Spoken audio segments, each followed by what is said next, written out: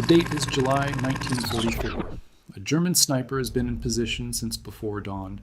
His name is Hans, 22 years old. 2 years of the Eastern Front behind him. More confirmed kills than most men his age have had birthdays. He is, by every measurable standard, one of the finest combat marksmen in the German army. He has crawled through Soviet mud, survived Stalingrad's ruins, and studied the particular way men die when you catch them in the open. He is, in other words, an expert. And right now he is watching a small American squad move through the hedgerow country of Normandy, France. 12 men. The trees are thick enough to hide him. The morning fog gives him patience. He settles in. He's done this 100 times. He picks his target, breathes out, fires. One man drops. And then something happens that Hans does not expect. The Americans do not lie down. They do not freeze. They do not scatter in panic. They don't search the tree line while their sergeant screams at them to take cover. Instead, within 2, maybe 3 seconds of the shot, the entire formation explodes into motion.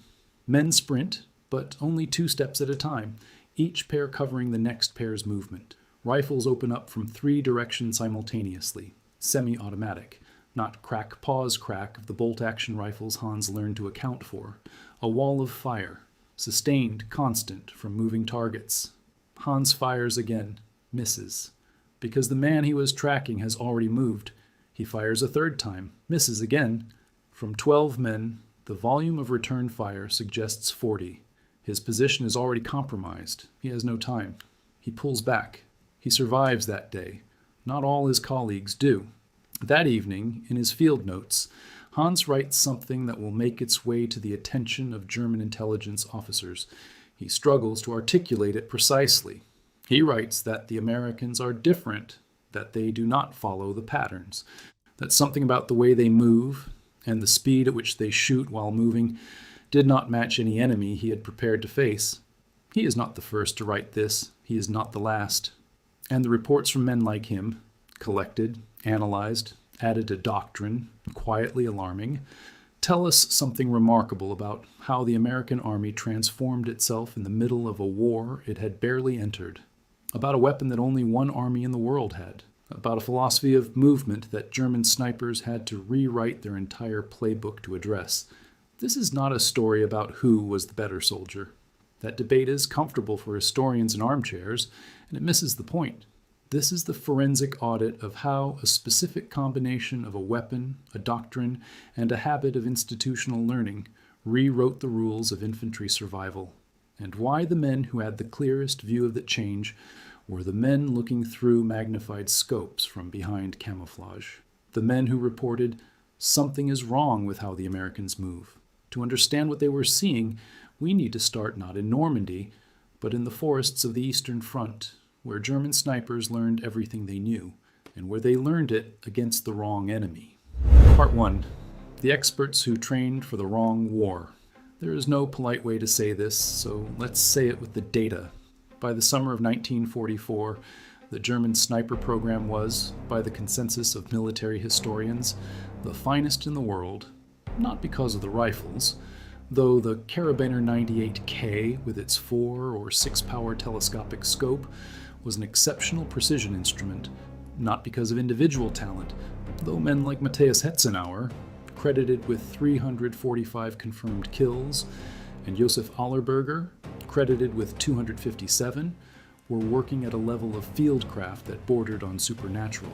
The German program was exceptional because of doctrine, because of institutional knowledge, because for 3 years before the Western Front opened, German snipers had been fighting and dying in the harshest classroom in the history of modern warfare, the Eastern Front.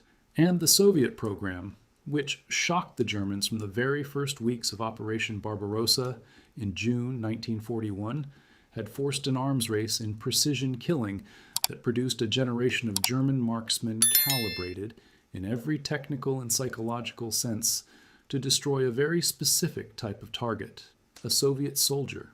Think about what that means, practically. The German sniper, by 1944, had spent years studying how Soviet infantrymen moved, how they used cover, how they responded under fire. how long they stayed still versus how long they moved. He had internalized patterns, developed intuitions, built reflexes that operated below conscious thought, learned that when a Soviet soldier was hit and went down, his colleague's most likely response was a particular kind, and that response created new targeting opportunities within a predictable window of time. Joseph Allerberger wrote after the war that a significant part of what kept him alive was his mastery of battlefield camouflage and movement prediction. He knew how the enemy was likely to respond because he had watched the same responses hundreds of times. Pattern recognition applied to the business of survival. This knowledge was institutional, not just personal. German sniper schools, which by 1943 had become increasingly demanding, driven by the excellence of Soviet snipers, including the famous Lyudmila Pavlichenko, credited with 309 kills, built curricula around Eastern Front combat realities. Recruits trained specifically to exploit the patterns that Soviet infantry units displayed under fire. The targets moved a certain way, responded a certain way, died in certain predictable configurations. The German sniper of 1944 was, in every meaningful sense, a world expert in Eastern Front infantry behavior, and in July 1944, he was deployed into France to face an enemy he had never trained against, who behaved in ways his entire experiential framework could not process. This is where the story gets instructive, because what German intelligence and the broader German military establishment believed about American soldiers in 1943 and early 1944 was not merely dismissive.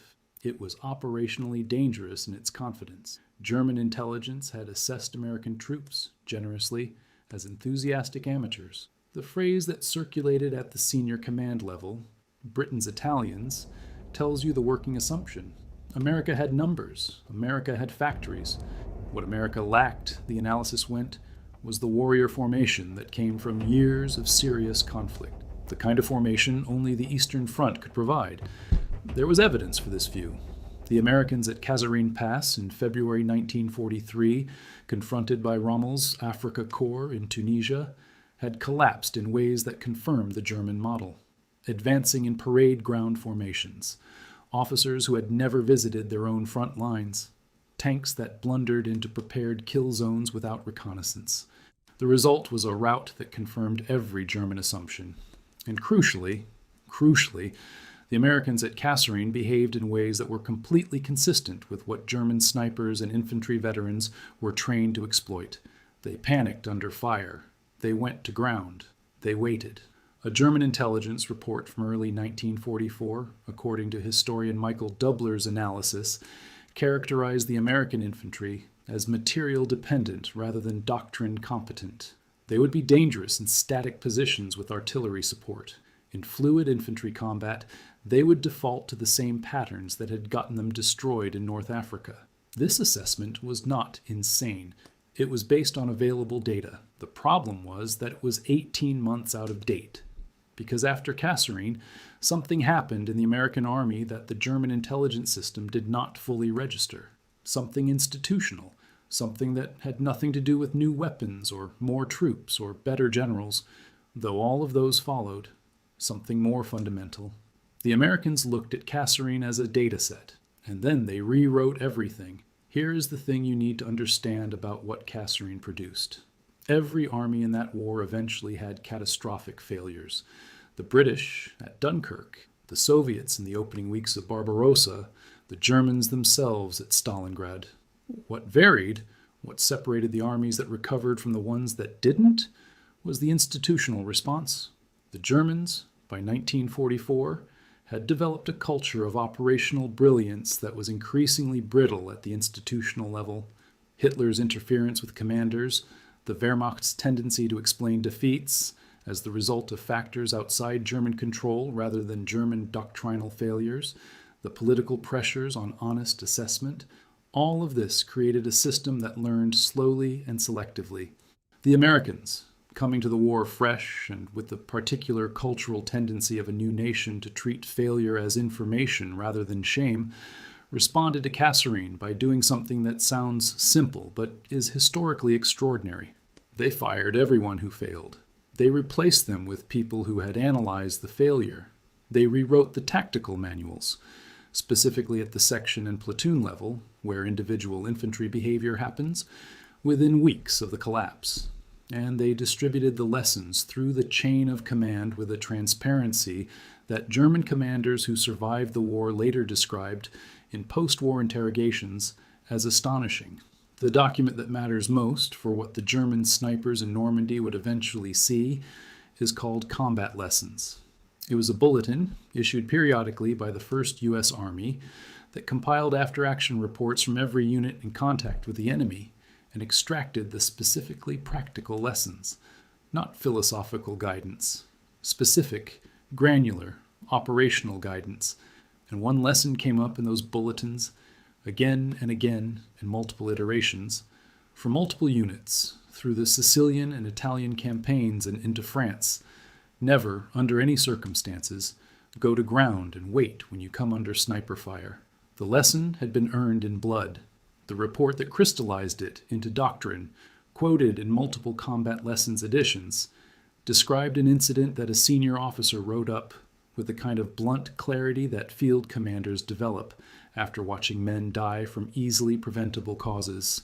Here is what happened. A squad was moving through open ground. A German sniper fired one round, hit one man. The squad went to ground. The sniper fired again, another man down. The squad stayed down. The sniper, patient, systematic, working from concealment the squad could not locate, worked through the formation. He had all the time in the world. They had given it to him. The lesson is not heroic. It is not comfortable. But it is written in the plain language of men who survived long enough to transmit it. The correct response to sniper fire is immediate, aggressive forward movement. Fire at the probable position. Move. Fire. Move. Do not give the man behind the scope a stationary target. It seems obvious. It is counterintuitive to every survival instinct a human body possesses. Lying down feels like protection. Moving into the fire feels like suicide. But the mathematics are brutal and simple. A stationary target for a trained sniper is almost a guaranteed kill. A moving target, firing back, multiplying the apparent firepower of the formation, that is a problem the sniper's textbook does not have a clean answer for. The American infantry, slowly, painfully, through blood and after-action reports and rewritten doctrine, learned this. The German infantry had never had to unlearn it, because they had always been among the best. But the German sniper, lying in the grass on the Eastern Front, studying patterns and building reflexes, had never been trained to handle the soldier who knew the lesson, the soldier who refused to lie down. What made that soldier capable of refusing was not courage alone, though courage was necessary. It was a weapon that, in the summer of 1944, no other major army in the world had issued as standard equipment to every rifleman. And when German snipers saw what it did to the mathematics of suppressive fire, when they started filing those puzzled reports about the strange volume of fire from small American units, the weapon is where the story really begins. Part 2. The weapon that broke the sniper's equation. General George S. Patton, a man not prone to easy admiration for anything that wasn't cavalry or himself, called it the greatest battle implement ever devised. The M1 Garand rifle. And when you understand what it meant from the perspective of a man hiding in a hedgerow trying to time his shots between the pauses in an enemy's fire, Patton's assessment becomes not hyperbole but analysis. Here is the technical reality. Every major German infantry rifle in 1944 was bolt action. The Karabiner 98K, the Wehrmacht's standard issue, was a masterpiece of precision engineering. 5 rounds in the internal magazine. A bolt mechanism that required the rifleman to manually cycle the action after every shot, lift the bolt handle, pull back, push forward, press down, and only then fire again. In practiced hands, this took between 2 and 3 seconds per round. 2 to 3 seconds. That is an eternity in a firefight.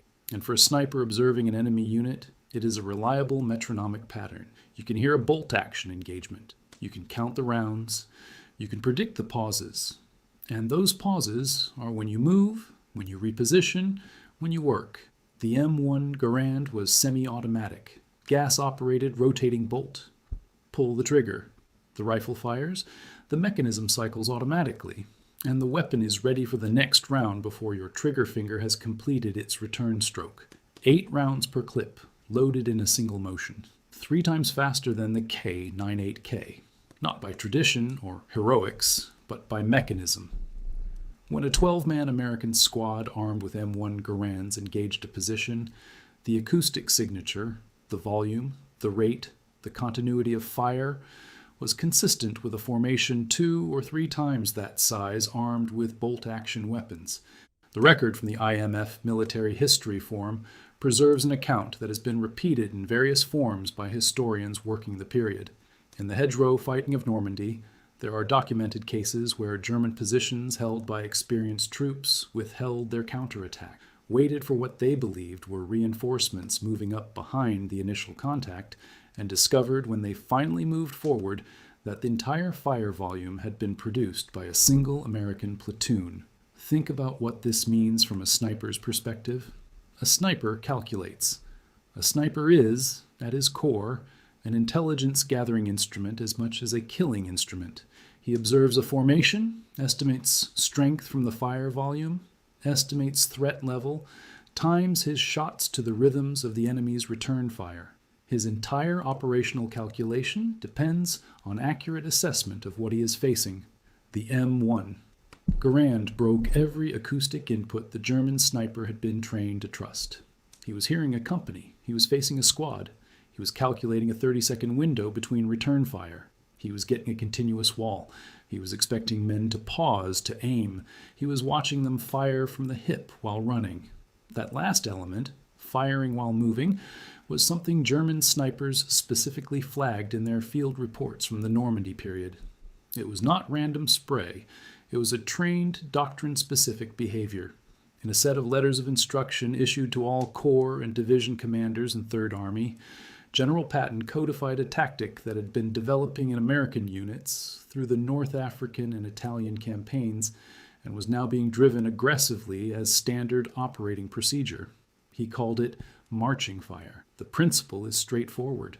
An infantry formation advancing against a defended position does not advance in silence and fire from static positions. Every man in the advancing force fires his weapon continuously, not aimed shooting, but suppressive fire at the probable enemy position, while moving forward. The rifleman fires every 2 or 3 paces, holding the weapon at the shoulder or at hip level. Patton's reasoning was explicit and military precise. First, a soldier who is moving and firing is not lying on the ground providing a stationary target. Second, the continuous fire keeps the defender's head down and disrupts his ability to aim. Third, and this is the element that German snipers found psychologically as much as tactically disorienting, it maintains momentum. The attacking force does not pause.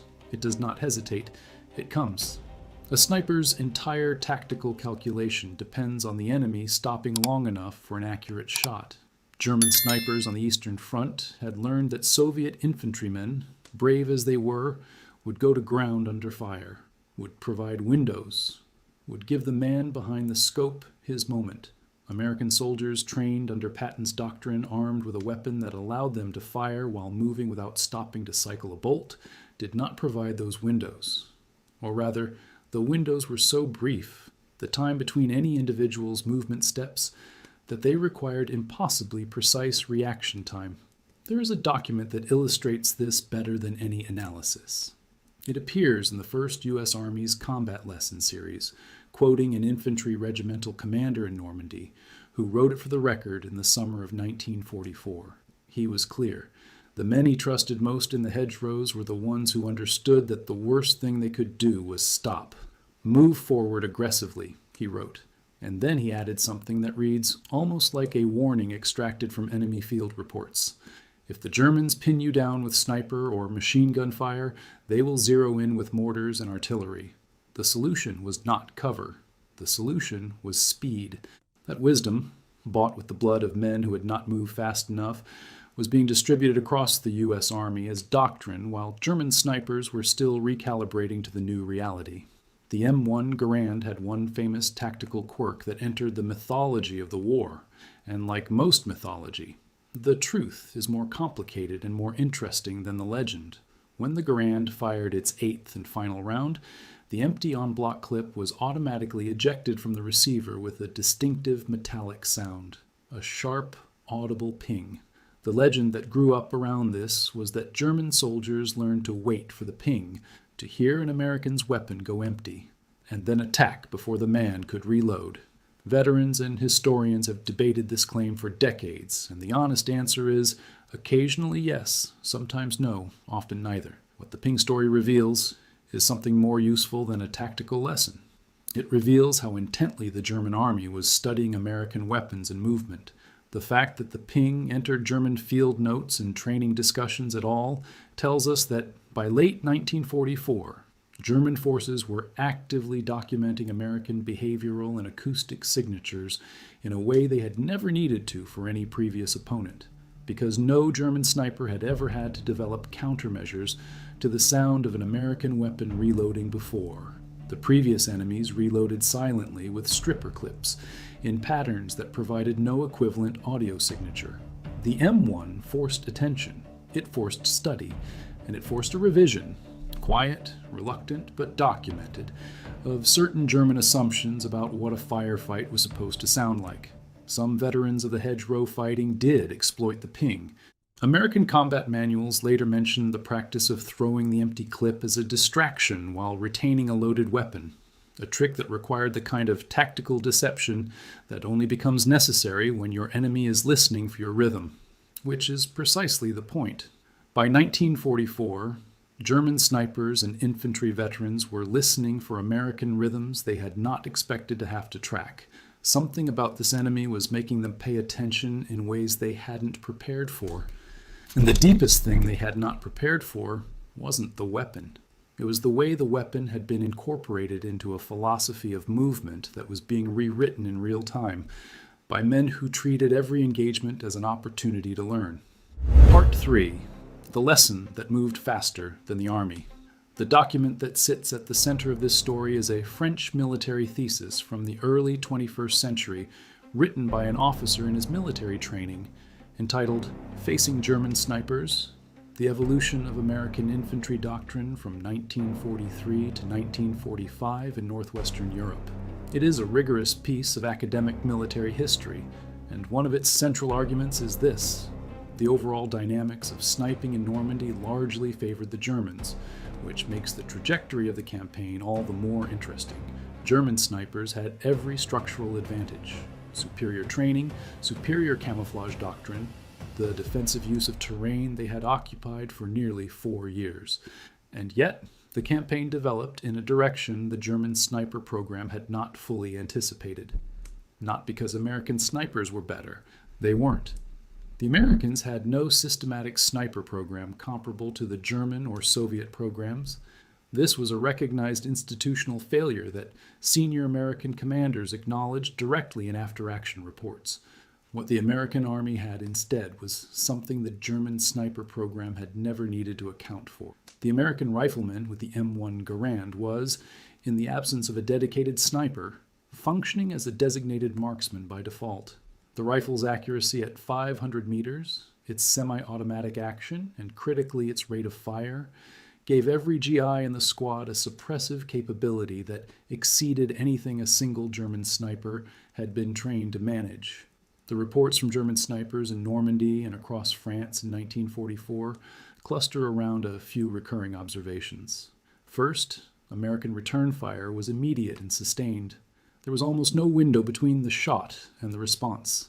On the Eastern Front, the response to a sniper contact had a rhythm: the initial shock, the leaders going down first, a period of confusion, then organized response. American units, especially after the first weeks of Normandy, moved directly from contact to response with a speed that German snipers described as trained rather than instinctive.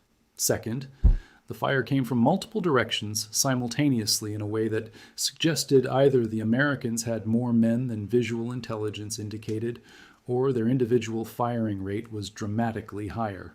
Both were true, but the second was structurally more dangerous because it scaled with a weapon. Third, and this is the observation that appears most specifically in the field notes, American soldiers moved in pairs or small groups during firefights in a way that German sniper training had not prepared countermeasures for. One man covering, one man moving, switching roles in a rhythm that the German analysis initially attributed to some new tactical doctrine being pushed down from above. It wasn't new. It was written in the Army's manuals from 1940 onward. The Americans had just been teaching it consistently, and by Normandy, they were executing it consistently. The difference between knowing a doctrine and executing it under fire is enormous. The Americans had bought it with North African blood. There's a man whose story belongs here because it illustrates something that cannot be conveyed by doctrine analysis alone. Walter Ehlers, 23 years old, from Junction City, Kansas. Sergeant, Company K, 18th Infantry Regiment, 1st Infantry Division, the Big Red One. He had landed on Omaha Beach on June 6, 1944. He was a combat veteran, which in June 1944 meant he had lived through Tunisia and Sicily. His brother Roland was in the same division. They had enlisted together in 1940 and were, as far as either knew, both alive. On June 9, 1944, near the village of Gaville, France, Ehlers led his squad on an attack against 2 enemy mortar pits. What followed lasted most of a day and involved the kind of close-range infantry fighting that doesn't look like tactics in real time. It looks like chaos. Ehlers single-handedly destroyed multiple German machine gun nests, while his squad took fire from multiple directions. The following day, his company was surrounded. Under heavy fire, his squad needed to withdraw. Ehlers and a rifleman lay down covering fire, targeting numerous German positions to allow the others to break contact. A German sniper hit both of them. The bullet entered Ehlers's back, glanced off a rib, and exited through his back, passing through, in sequence, a bar of soap, a photograph of his mother, and the shovel on his pack. The bullet traveled through all 3 objects and still exited. When the medics assessed the trajectory, one of them reportedly said he should be dead by mechanical logic. Ehlers refused evacuation. He was not finished. He eliminated the sniper. He carried his wounded rifleman to safety. He went back for the bar, the Browning automatic rifle the squad needed to continue the fight, while still under fire. Walter Ehlers received the Medal of Honor. He lived to 92 years old, dying in 2014. But the detail that matters for this story is the sniper, not Ehlers's heroism, which is not in question. The detail is that Ehlers had learned under fire over days of combat in the Norman countryside what the right response to a sniper contact looked like. He didn't freeze. He didn't wait. He moved, he covered, he fired, he moved again. He had done all the things that the German snipers in Normandy were, through the summer of 1944, filing reports about. The things that didn't match their training. The things that were strange. Men like Ehlers were not reading combat lessons bulletins in the field. They were learning by doing, by surviving, by watching what worked and what got men killed. But they were also the product of an institutional system that was constantly feeding combat experience backward through the command chain, extracting lessons, and pushing updated guidance forward. German snipers, trained against a different enemy and operating within a command culture that was becoming increasingly brittle at the institutional learning level, were watching what those men produced and writing it down in language that reveals genuine puzzlement. The tree sniper is almost a cliché of Pacific theater combat. Japanese soldiers concealed in jungle canopy, highly effective against troops who weren't looking up. What is less widely known is that in the early weeks of the Normandy campaign, German snipers began deploying the same tactic in the dense vegetation of the bocage. The results were, initially, effective. Sergeant W.L. Myko, a rifleman with the 1st Infantry Division, told combat correspondents in Normandy about the tree sniper problem he encountered in the first weeks. He personally accounted for 5 Germans shot out of trees. He described the hedgerow fighting as requiring constant upward surveillance that soldiers in training had never specifically drilled for. But here is the detail that deserves attention. The tree sniper tactic faded as the campaign developed. Reports from the hedgerow fighting indicate that by mid-July 1944, German snipers had largely abandoned tree positions in the American sectors. Why? An NRA correspondent embedded with American forces in Normandy wrote at the time that American rifle marksmanship had caused a marked decline in the popularity of the tree sniper idea, that the hedgerows are much safer and almost as good for observation. Think about what that means. A German sniper's tactical option, a specific, valuable high ground advantage, was eliminated not by counter-sniper teams or artillery or airstrikes. It was eliminated by the accumulated marksmanship of men with M1 Garands, who had learned to look up and who, when they saw movement in the trees, had a rifle that allowed them to place multiple aim shots rapidly without cycling a bolt. The tree sniper vanished from German tactics against American units because the M1 Garand made tree positions prohibitively lethal for the occupant. This is what adaptation looks like from the losing side, not a battle, a quiet deletion from the options list. And each deletion, each thing that stopped working, each tactic that had to be abandoned, each pattern that American movement made obsolete, was being written into German field notes and doctrine updates with a kind of reluctant precision that tells you the professionals on the other side understood what was happening even when they couldn't stop it. But the story is not simply one of American ascendancy, because in the summer of 1944, the German response to these strange Americans was developing, and the response, when it came, was more dangerous than anything the snipers' reports had suggested it would be. Men like Walter Ehlers didn't fight for glory. They fought because someone had to, and they happened to be there. Every like on this video keeps his story, and the story of every man in his squad, a little more visible. That's not a small thing. It's the only kind of monument most of them ever got. Part 4. The response and why it made things worse. By August 1944, the German army in the West was in crisis. A crisis that was doctrinal as much as material. The Wehrmacht had always relied on speed of initiative and superiority of trained infantry to compensate for material disadvantages. In Normandy, the trained infantry were getting killed faster than they could be replaced, and the replacements arriving were increasingly young, underqualified, and frightened. But the German army was not passive. And the sniper program, specifically, developed a response to the strange American pattern that is worth examining closely because it illustrates both the professionalism of the German military system and its fundamental limitation. The response was the Suicide Boys. Officially, the program arose from a combination of necessity and doctrine. As the Wehrmacht was increasingly forced to rely on teenage soldiers from the Hitlerjugend, whose rifle training through the HJ program was often better than their tactical training, a decision was made to deploy them as autonomous, stay-behind snipers. When German lines were forced to retreat, groups of these young marksmen, often as young as 16 or 17, would remain concealed in previously German-held positions outside the moving front, firing on Allied troops from the rear. The program was tactically effective in a narrow sense. These snipers, operating independently without coordinated support, with no immediate escape route, were genuinely disruptive to Allied advances. Not because their kill counts were high, the confirmed statistics are difficult to establish, but because of the psychological cost. A soldier who has taken a position and believes the fighting is behind him, who lets his guard down for 30 seconds to cut branches for a foxhole cover, is in a different kind of danger than a soldier advancing under fire.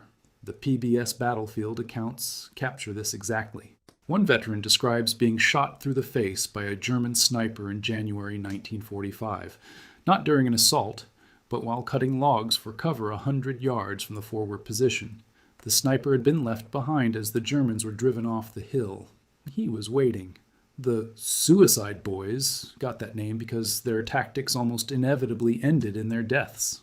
Unlike experienced snipers who took their shots and withdrew to prepared secondary positions, these young soldiers, partly from lack of tactical experience and partly from some combination of indoctrination and adolescent fearlessness, would frequently remain in their concealed positions and fight until they ran out of ammunition. This irrational behavior, as the Wikipedia entry on snipers specifically notes, proved quite disruptive to the Allied forces' progress, even while it ended the sniper's own life in almost every case. The moral complexity here does not lend itself to comfortable summary. These were children, in many cases.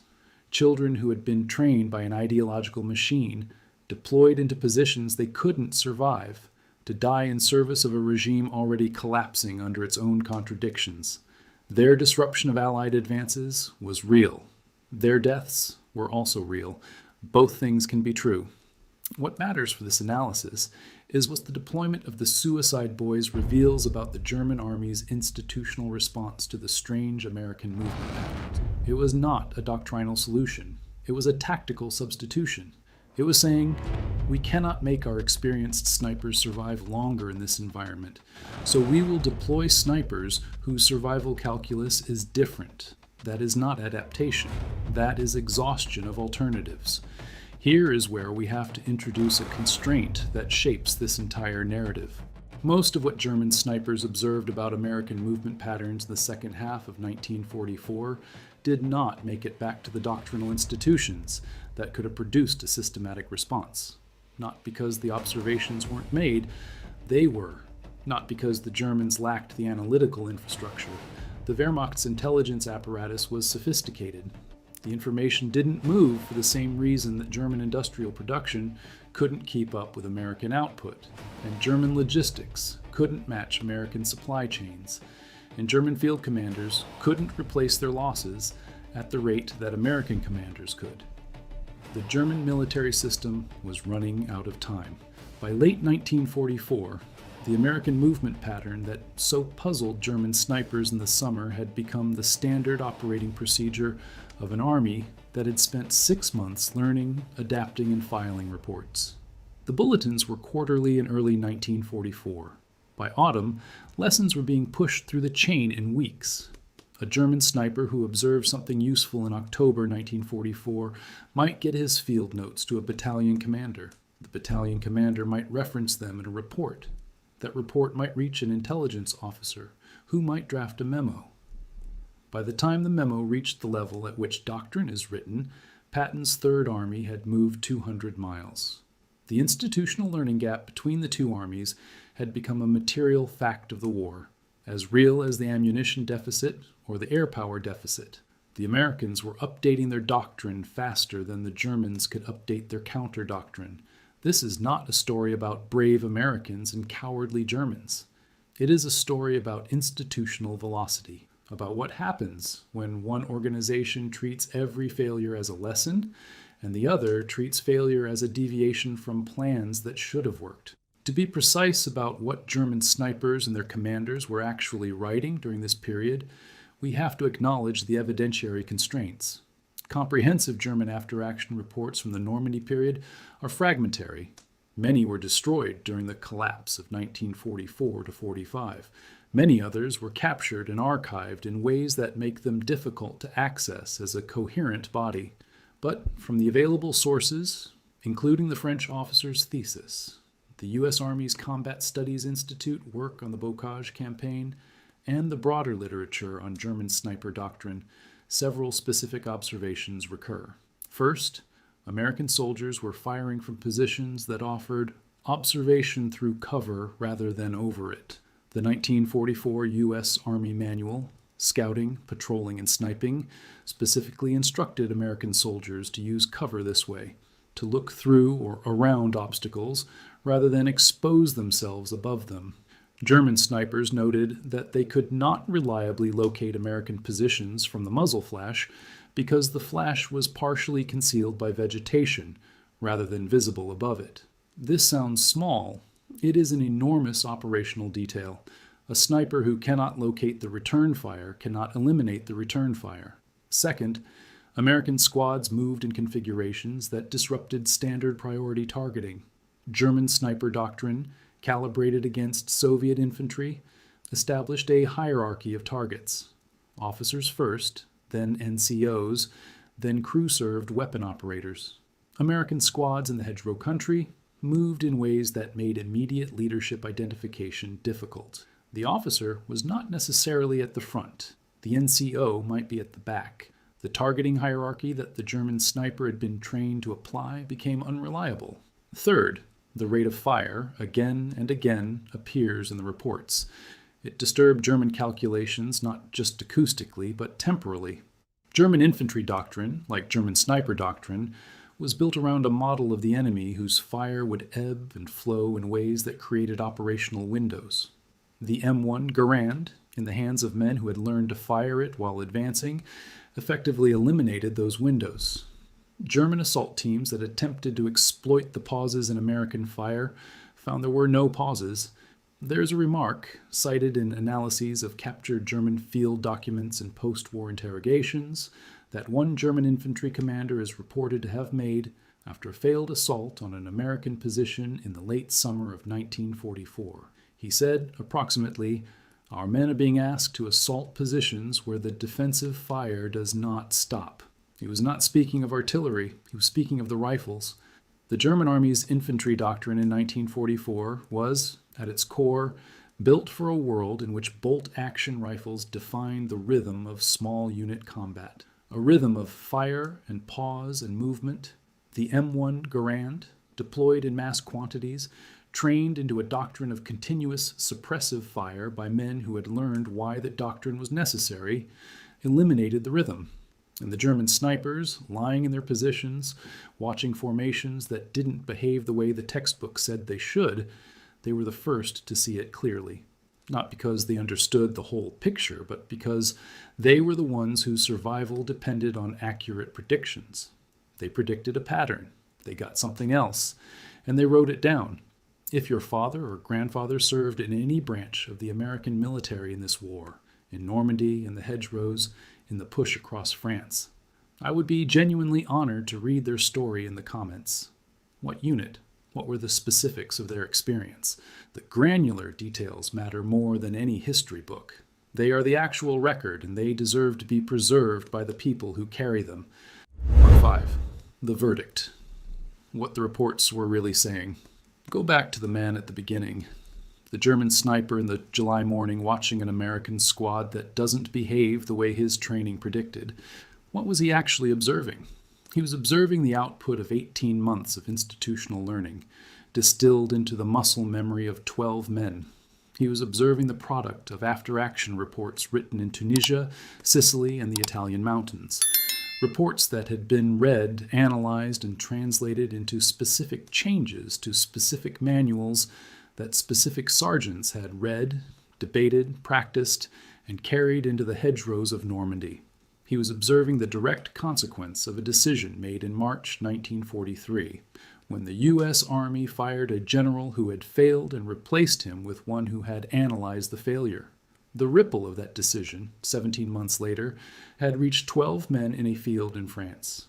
He was observing the M1 Garand, doing the specific thing it was designed to do in the specific context for which it was designed, enabling a soldier to apply suppressive fire while moving, not in spite of the doctrine, but because of it, because the doctrine had been written around the weapon's capabilities. He was observing something that military historians, in the comfortable distance of decades, call the American system. But for the German sniper with a scope against his eye, it was not a system. It was an experience. It was 12 men who didn't stop when they should have stopped. It was a sound, continuous, sustained, directionally unpredictable. That meant the calculation he had learned to make was wrong. It was a target that moved differently from every target he'd ever trained against. There is a formal verdict on this question from the people with the most authoritative view, the survivors. German commanders who lived through 1944 and 1945, interrogated in American facilities during and after the war, were asked to explain the Allied success in the West. Their answers, filtered through the natural tendency to attribute defeat to Hitler's interference and Allied material superiority, still contain observations that appear to be genuine.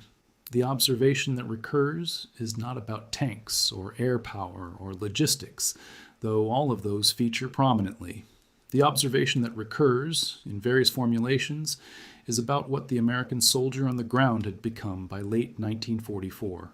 Blumentritt, Chief of Staff of O.B. West, told American interrogators that by the summer of 1944, American infantry units had achieved a level of combined arms coordination and tactical flexibility that the German army had underestimated. He was speaking broadly, but the specific thing he was describing is precisely what German snipers had been reporting from the field level since June. The Americans had become, in the specific and unglamorous sense of small unit infantry combat, very difficult to kill, not invulnerable. The casualty figures from Normandy, 124,000 American casualties between June and the end of August alone, are a reminder that difficult to kill is not the same as safe. The war was ferociously costly. Every improvement in American infantry behavior was paid for in blood before the lesson was extracted and transmitted. But the trajectory was clear, and the German snipers' reports, filed across the summer and autumn of 1944, map that trajectory from the most human possible vantage point. A man behind a scope who expected a pattern and was watching it dissolve. The adolescent snipers that the German army deployed in the final phase of the campaign are a useful lens for the verdict because their outcomes tell a precise story. They were effective as noted in a narrow tactical sense. They disrupted American movements. They inflicted casualties at moments when American soldiers believed the combat had passed beyond them. They were, by the testimony of Allied veterans, genuinely terrifying, partly because of the danger and partly because of what their deployment represented. But their survival rate was, mathematically, approximately zero, not because they were incompetent, because the American response to sniper contact had become, by late 1944, automatic and effective. The lessons of the summer, the specific lessons about not going to ground, about moving and firing, about the pair system that covered multiple fields of vision simultaneously, had been absorbed so thoroughly that American squads encountering stay-behind snipers knew what to do.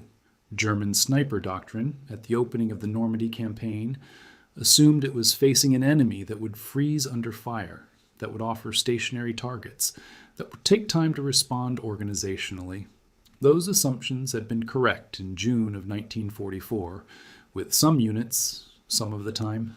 By December 1944, they were not correct. The army that had entered France in June had been replaced by a different kind of force, shaped by the same equipment, the same command structure, the same national character, but refined by months of survival into something that German snipers hadn't trained against, and, given the speed of the German institutional collapse, never fully developed countermeasures for. Here is the forensic summary. When German snipers reported something strange about American soldiers' movement, they were reporting at least 4 distinct observations that were connected below the surface. The first was behavioral. The Americans did not go to ground under sniper fire in the way their doctrine predicted. They had been trained to move, and the training had taken. The second was acoustic. The volume and continuity of American return fire was inconsistent with the unit sizes the snipers were observing. The M1 Garand, firing semi-automatically from multiple soldiers simultaneously, produced a sound signature that exceeded any bolt-action equivalent by a factor that German sniper training had never needed to account for. The third was structural. American squads moved in pairs with mutual coverage that disrupted standard priority targeting and eliminated the targeting hierarchy that German snipers had been trained to exploit. The fourth was institutional, and it was the one that the individual sniper in the field could not articulate, because it required seeing the whole picture.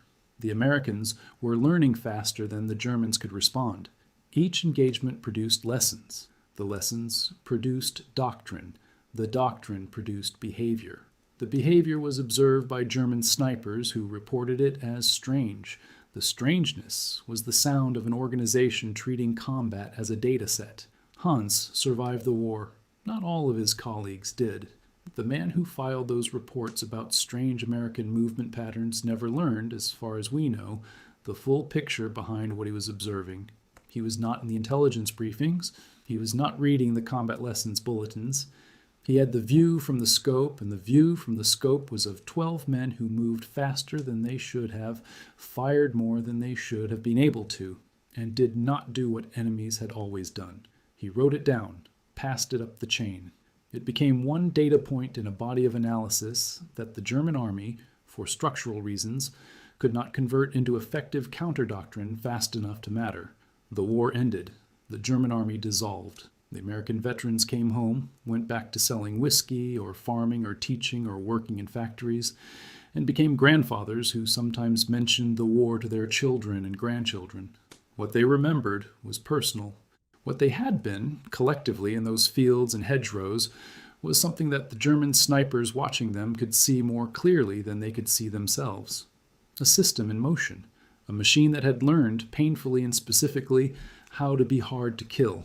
And a rifle, 9 pounds, 8 ounces, a Canadian-American immigrant's design, adopted over the objections of men who liked the old way.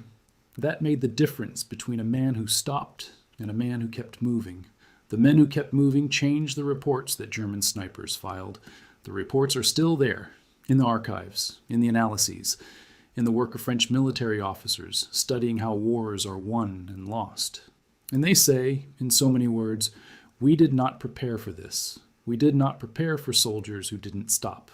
If this forensic breakdown gave you something to think about, hit that like button. It helps this analysis reach the viewers who care about getting the history right, not just the history that got written in the comfortable summaries. Subscribe if you want the next chapter, because the story of how the American army transformed itself in 18 months of war is far from fully told. The men who built that transformation are part of the record. They had names, and they deserve to be remembered by them.